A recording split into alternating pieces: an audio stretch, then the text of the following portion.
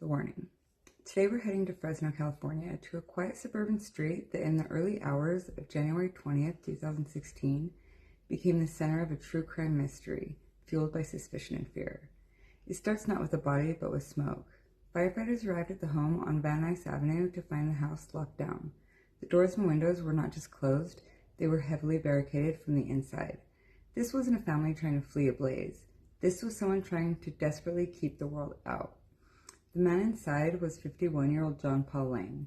John was known in the community as a fierce law enforcement activist and a relentless vocal critic of the local police and sheriff's departments.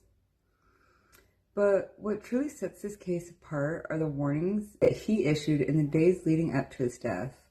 Online, John Lang wrote a chilling prophetic manifesto. He believed he was under investigation. He claimed his life was in danger. He wrote, "If anything happens to me in the next day or two, it will be the result of Fresno PD." This was due to a license plate scam done in low-income areas by the police illegally, and Lang is the one who uncovered this police activity. On YouTube, he posted a number of videos showing what he thought to be the police stalking him. When the firefighters finally broke through the barricades and extinguished the flames, they found Lang's body. Fresno police originally reported that John Lang, 51, had been stabbed in his abdomen and upper back on January 20th. Homicide detectives began investigating. Tony Body, a spokesman for the Fresno County Sheriffs and Coroners, said Thursday that Lang had 3 superficial self-inflicted stab wounds to his chest and no cuts on his back, despite the initial reports by law enforcement. A more detailed official coroner report will be released sometime next month, he added. The cause of death was officially ruled to be smoke inhalation. This immediately fueled public conspiracy. Part 2. The conflicting conclusion. The presence of stab wounds demanded a full investigation, yet the official conclusion issued by the Fresno County Coroner's Office was shocking to many. The manner of death was ruled suicide. How could a man with multiple stab wounds found in a burning barricaded house be ruled a suicide? The official coroner's report showed 3 stab wounds. 2 of them scraped his heart and perforated his sternum.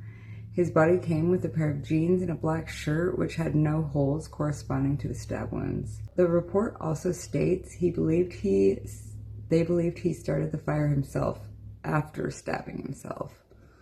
But this is where the facts become murky. The autopsy report shows that the wounds were deep enough to perforate the front of his sternum and right ventricle of his heart, facts that don't align with the term superficial or the official timeline of a man calmly setting his home on fire. To the public and his friends, the official narrative made no sense. Why barricade the home if you intend to die inside? Why use a knife to inflict deep wounds, yet still perish from smoke inhalation? Why commit suicide in the exact manner you predicted the police would kill you? John Lang's story forces us to look at 2 deeply uncomfortable theories. First, the official theory. A paranoid individual suffering from mental illness orchestrated a final, gruesome, and theatrical suicide designed to frame the authorities that he feared. Second, the controversial theory. John Lang's fears were real. He was targeted, murdered, and then the fire, along with a complicated and confusing scene, was a calculated attempt to cover up foul play and make the death look self-inflicted. Part 3. Lingering doubt.